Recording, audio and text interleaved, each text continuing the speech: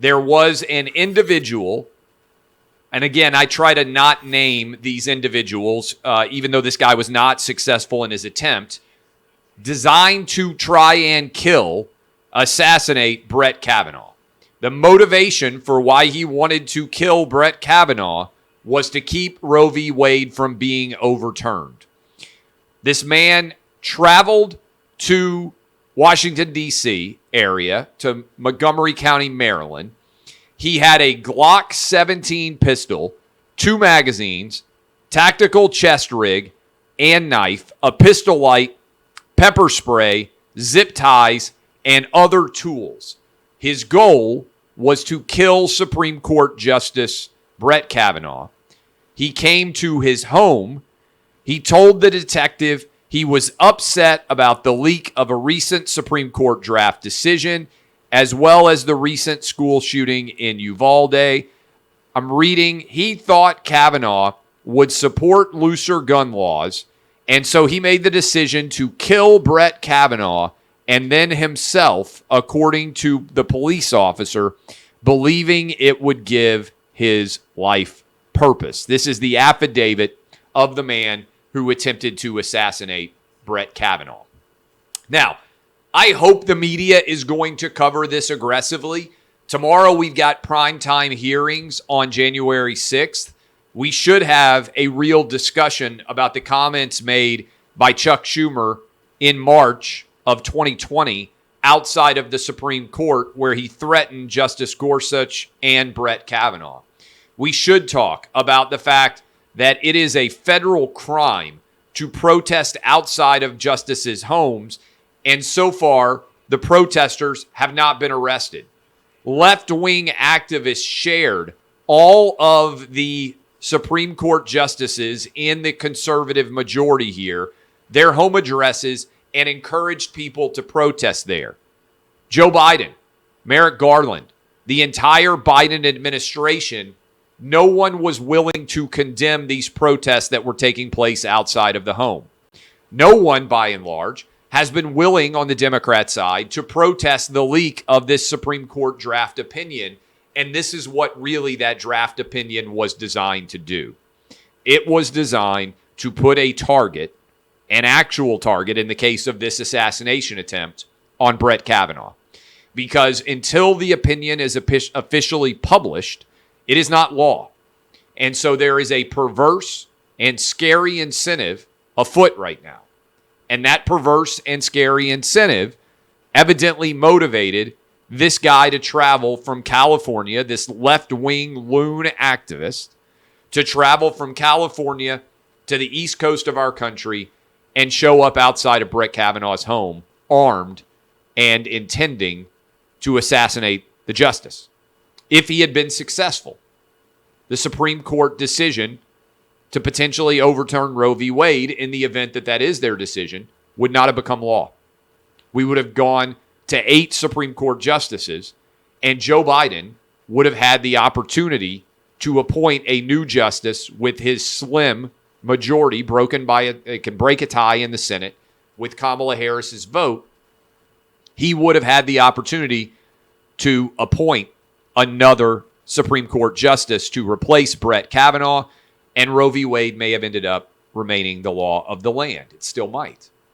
Because there is an awful, perverse incentive structure that was intended via this leak to try and keep this from becoming law.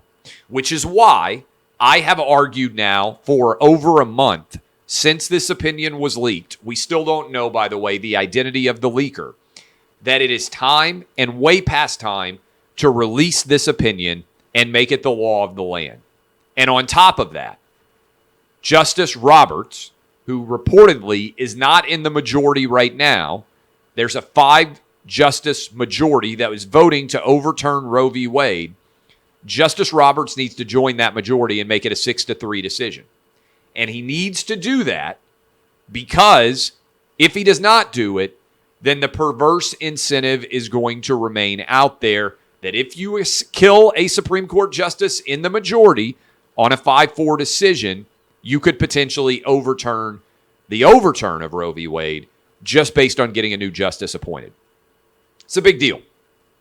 This is an awful situation that has been allowed to fester. If we want to talk about domestic extremism, to my knowledge, we have never had anyone arrested for attempting to assassinate a Supreme Court justice. Fortunately, we've never had a Supreme Court justice assassinated. And thankfully, there was protection there to catch this man at around 1:45 in the morning when he showed up with a gun intending to assassinate Brett Kavanaugh. This is the universe that was created by the leaking of this opinion, an unprecedented act.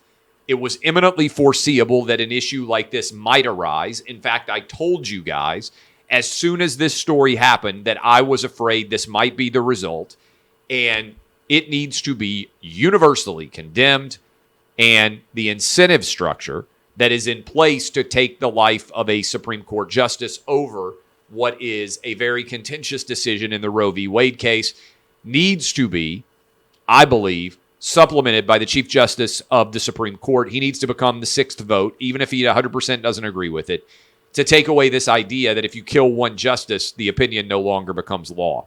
And it needs to be expedited and released sooner rather than later. Those are my opinions on this story. Thankfully, Brett Kavanaugh and his family were protected, but I don't think we can underrate this assassination attempt. And if you want to discuss it in the context of the insurrection, it was a riot, by the way, it wasn't an insurrection, but this is a left-wing insurrection. This is someone who tried to kill a Supreme Court justice to help left-wing ideals triumph on the court. He tried to stage an insurrection against the Supreme Court and against the rule of law and against our judicial process overall. And he's been incentivized by much of the language and much of the behavior that exists in the left wing of the Democrat Party right now. And so this is a major deal.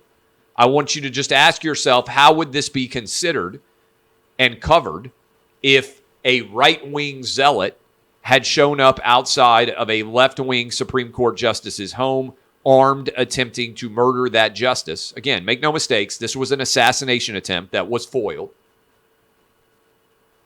It's terrifying. And then I want you to think about what would have happened in this country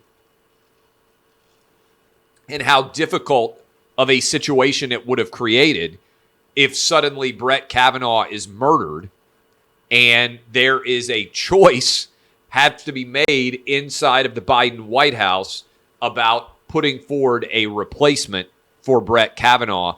I think in many ways it might have created an already combustible country and added a great deal of jet fuel to it. So I'm afraid of this. I'm afraid of the consequences of what this man was attempting to do in terms of the assassination. And we have to remove, in my opinion, the perverse incentive that he has right now to act. And that's why this opinion needs to come out. And Justice Roberts needs to join it to make it 6-3 so it's not determined by any one justice. There are a couple of justices in the majority over and above just a 5-4 decision.